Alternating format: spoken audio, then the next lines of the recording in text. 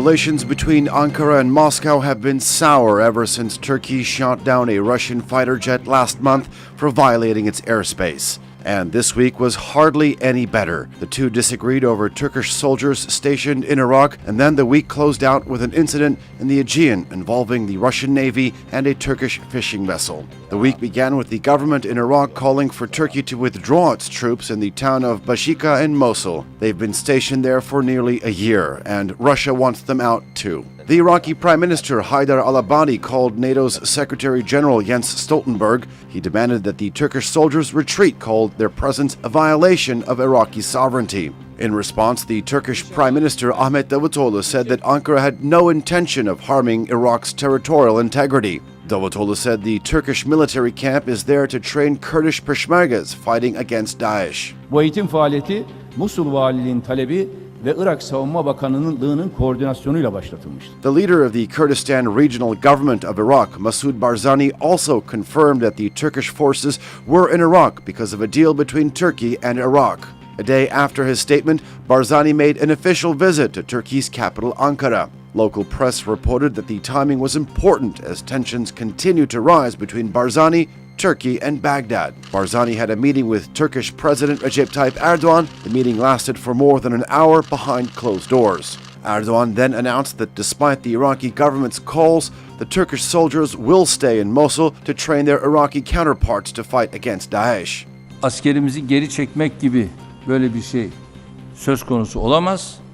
Oradaki eğitim verme sürecini kararlı bir şekilde devam edeceğiz ama bunu bir mutabakat içerisinde sürdüreceğiz. But the Iraqi government insisted. The prime minister said the solution to the Iraq-Turkey crisis could only be solved through a full withdrawal of Turkish troops from Iraqi territory.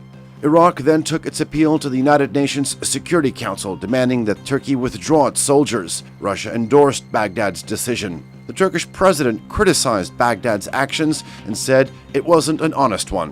Irak merkezi yönetimi eğer oradan ülkemize yapılacak herhangi bir terör saldırısına gerekli tedbiri alamıyorsa bu tedbirlerimizi biz alırız. Turkey tried to defuse the situation by sending a high-level team to Baghdad. Feridun Sinirlioğlu, the undersecretary of the Turkish Foreign Ministry, and Hakan Fidan, the head of Turkish intelligence, held meetings with Iraqi Prime Minister Haydar al-Abadi. The Turkish Prime Minister's office released a written statement after the meetings. It said, during the meetings, it's been clearly stated that Turkey respects the territorial integrity and the sovereignty of Iraq. Turkey also confirmed that it is determined to continue to support the Iraqi government in the fight against Daesh.